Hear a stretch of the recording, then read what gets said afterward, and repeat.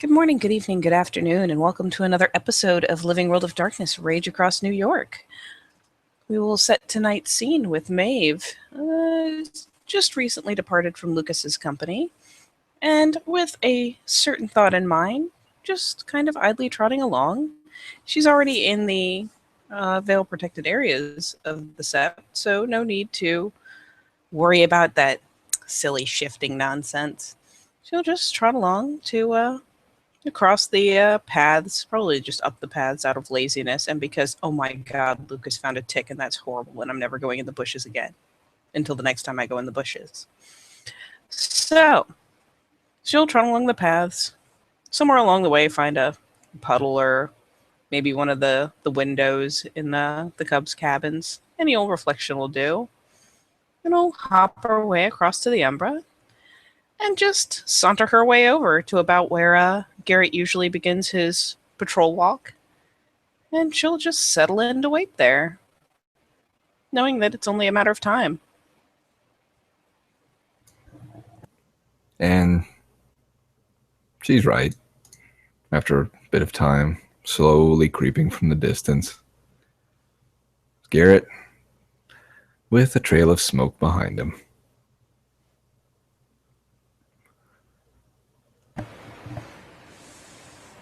And she'll pop her head up, perk her ears, wait for him to get reasonably close before going ahead and, rousing up into a stand.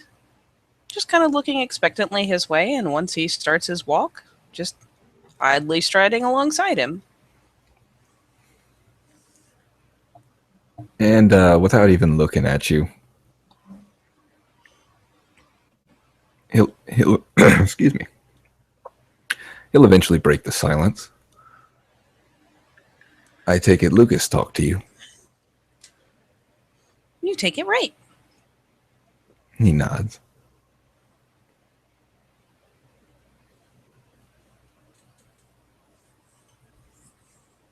So I take it he told you. Yep. Did you tell him? I had to think about it for a second, but the line of logic worked. Mm-hmm. If you hadn't talked to him, if you hadn't told him that the secret was there, he wouldn't have known to ask for it. So, I told him.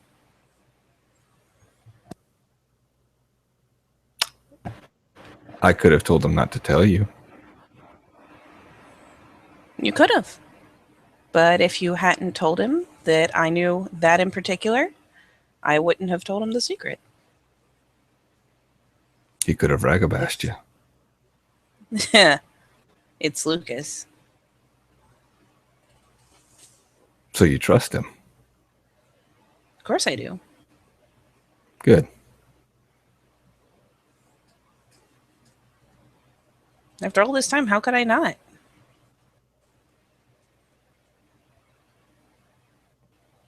Don't know. He's never done anything to hurt me. I know.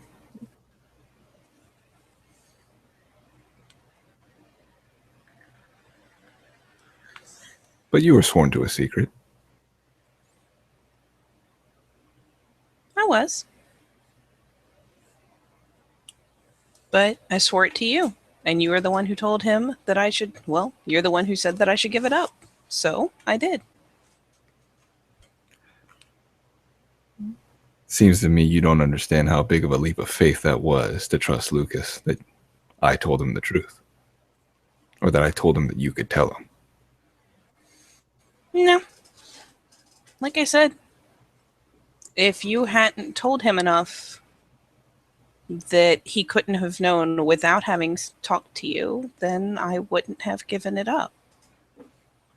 But he said enough. He said enough about the secret and about me knowing it that it was pretty clear that you'd told him. Mm-hmm.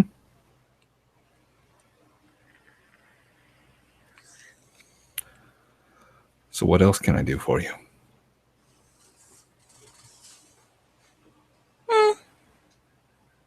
This is good. She seems pretty content, just kind of idly walking alongside him. I miss you.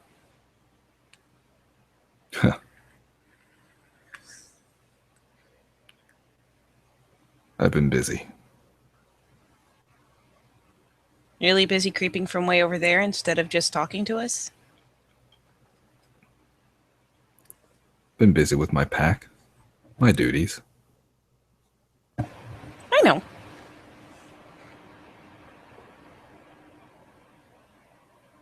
But they don't take all your time.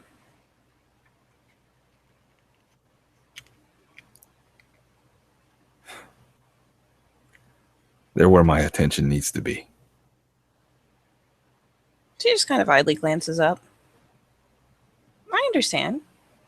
You have priorities. But you're not as sneaky as Lucas. I see when you're around and watching.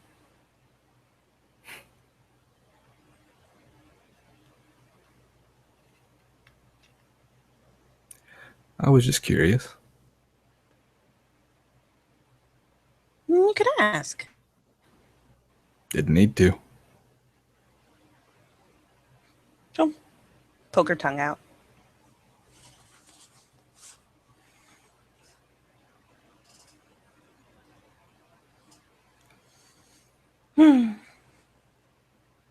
Is there anything you do need to know? Anything you do need to ask? We haven't talked in a long time.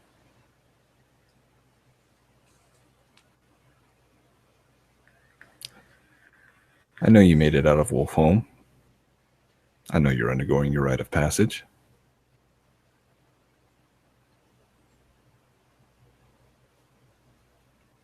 Mm-hmm. I know you were there when Kachina summoned Dog.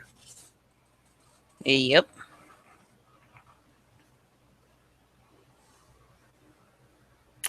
It's about all I need to know.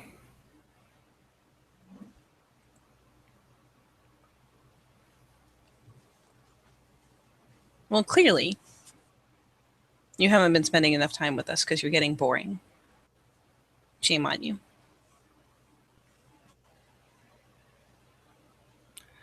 Getting focused.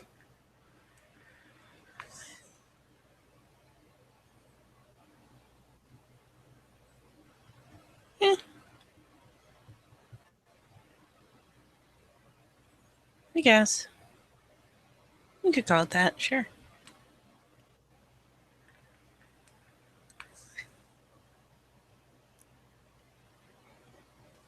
So I'll ask again.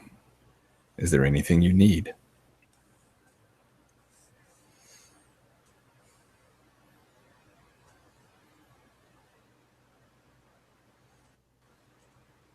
And she'll think about it, keep idly walking with him, mull it over for a bit.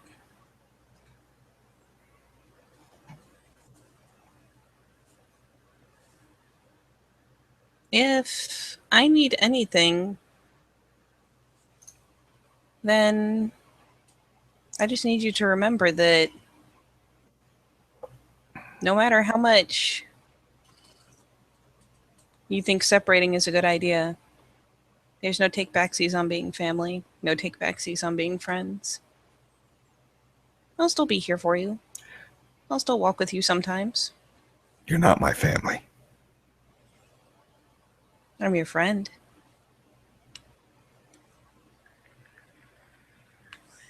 You're a friend, yes.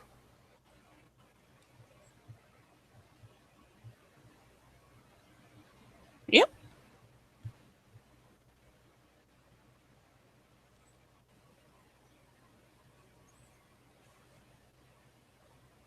If you need help, I'll be there.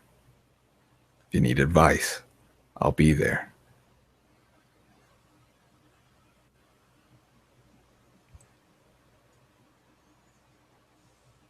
But beyond that, I have things I need to be focused on.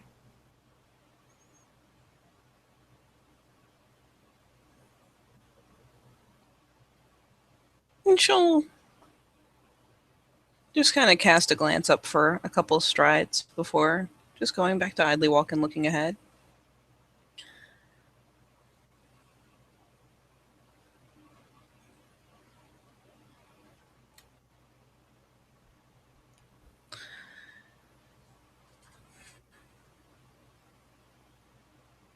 You're that determined, huh? I got too close, yeah. What's wrong with being close? It messed with me. Aren't you close to your pack? That's different. It's still being close. It's different. So you're not allowed to care?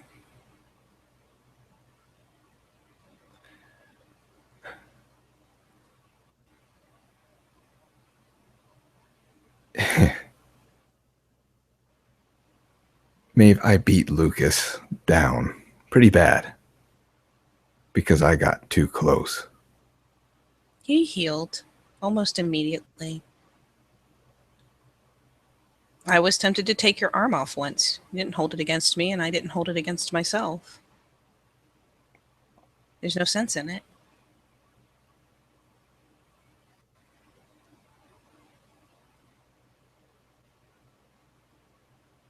I placed an unfair burden upon Lucas. Lucas already placed that burden on himself.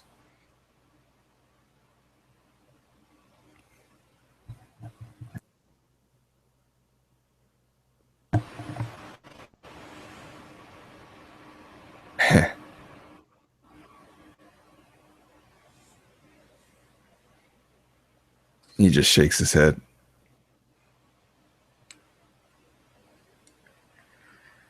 You don't understand.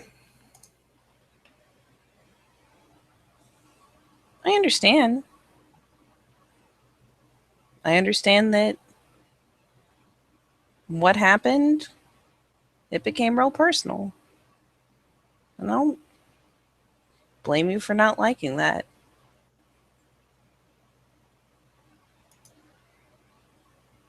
I can't afford to let myself get in that kind of state again. Not ever.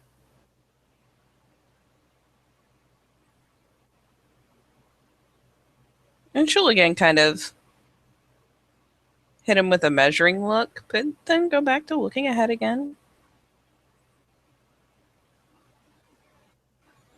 And then Garrett will stop. And he'll turn and look at Maeve. And she'll pause and turn to look back at him. It is a weakness.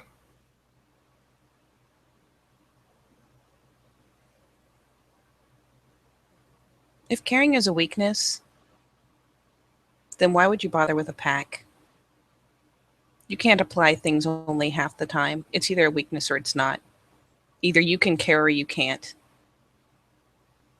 You don't get to pick and choose. And you certainly don't get to take all that time, be one of the only people I trust, be one of the only people I care about, and then pretend it didn't happen. I can choose. And then he'll turn around and he'll start walking again.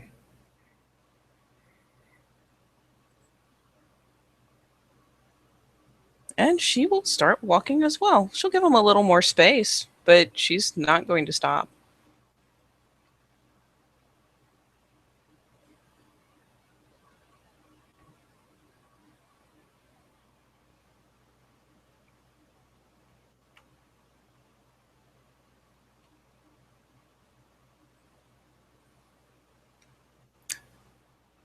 Garrett is looking forward, not saying anything. Well, that's just fine. She's walked with him in silence before, and she'll keep doing it. She's got maybe a little more of a stubborn, not stiffness, but it's definitely that stubborn streak has come to the forefront, and it tells even in her stride, really. After a while, still not looking at her, but he'll say, "So was there anything else?"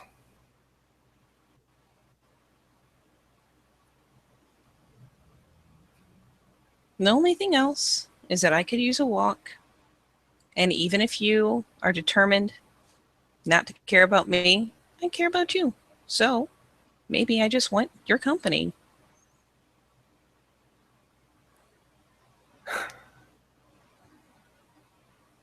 If you need something, you can talk to me. But just hanging around,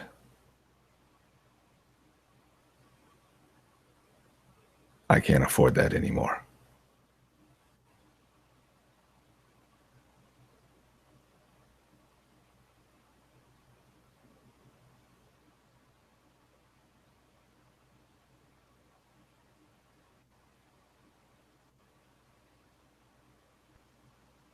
You've spent too much time. Yes, You've I showed have. too much that you I care. spent way too much time. And you lost control. Once. Which is a lot better track record than most of the people on Sept have.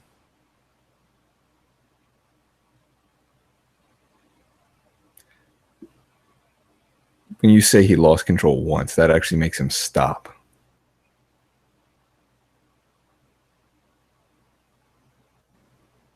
And she'll pause.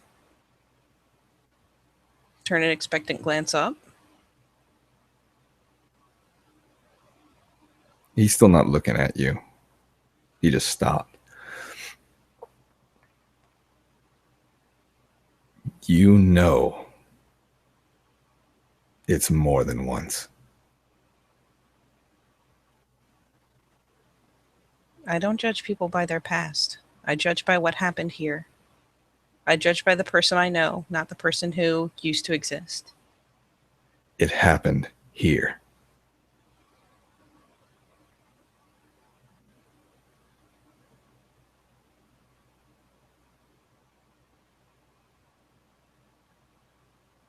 And then he'll start walking again.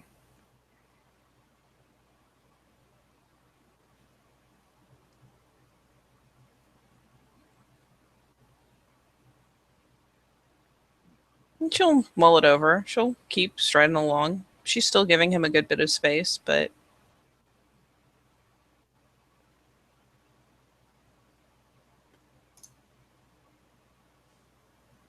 When he sees that she's still following him, he'll stop and he'll whip around. I'm serious. Do you have anything? Anything to ask me? If not, I have patrol to do. you do. I'm not keeping you from looking.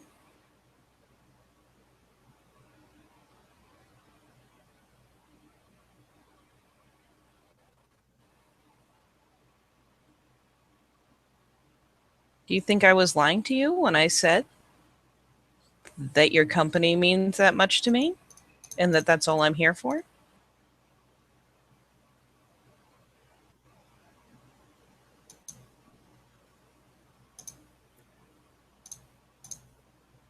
Your footsteps are driving me mad.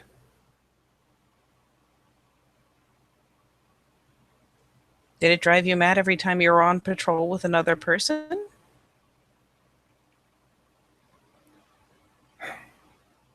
There's a difference when you don't want the person there.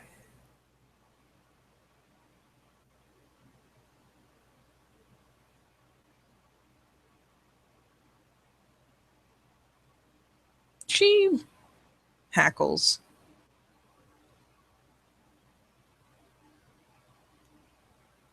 You know, after all those times you said all that to Olaf, you're going to do it yourself?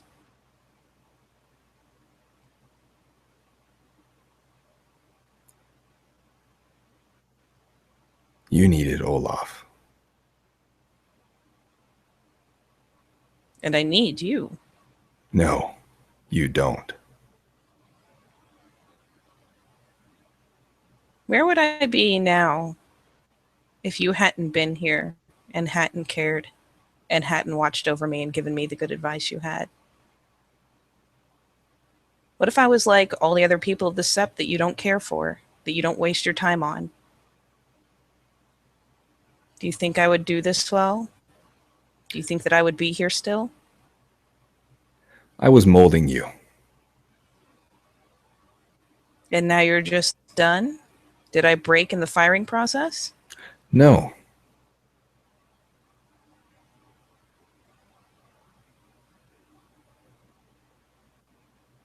Then did I just not come out the way you want, so you're going to throw me away? No. No, you're fine.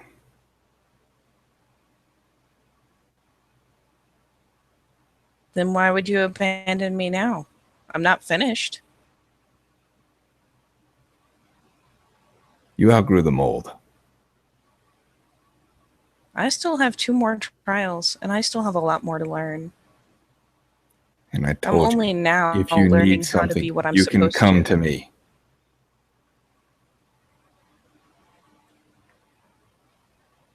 You're not a tool. You know that, right? I'm not only going to pick you up when I need something.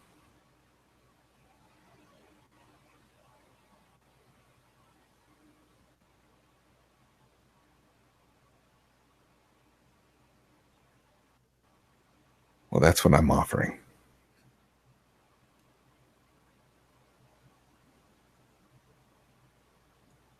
And she'll tilt her head and eventually just look disgusted. She's still hackled.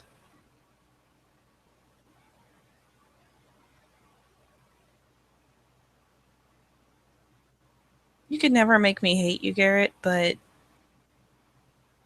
I'm disappointed.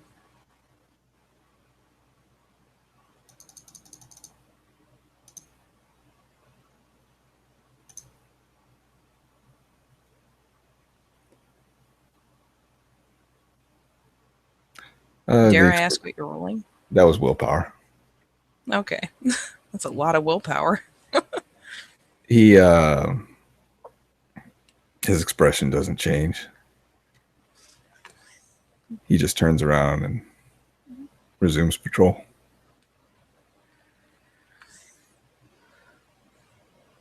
And maybe she's testing him. Who knows why, but she'll let him get a good lead on her. And then we'll idly start pacing again. A good bit behind, just enough to keep him in sight. Idle stroll, as it were.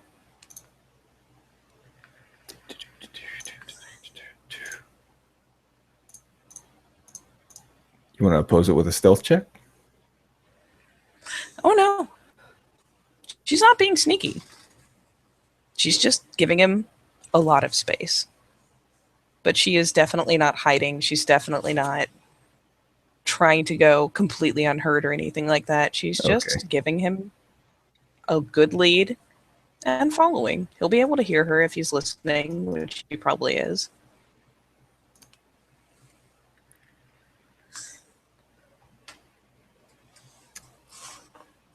For the rest of patrol, if you so choose to follow him for the rest of patrol, he looks to either side and forward, but never back.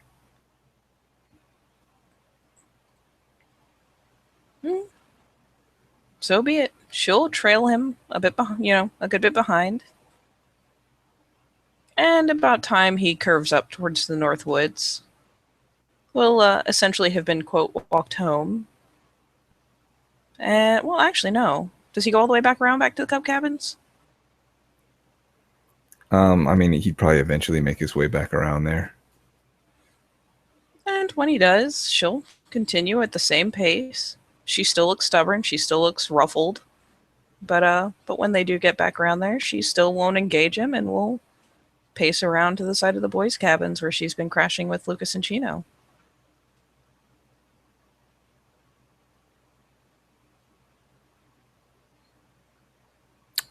Very well.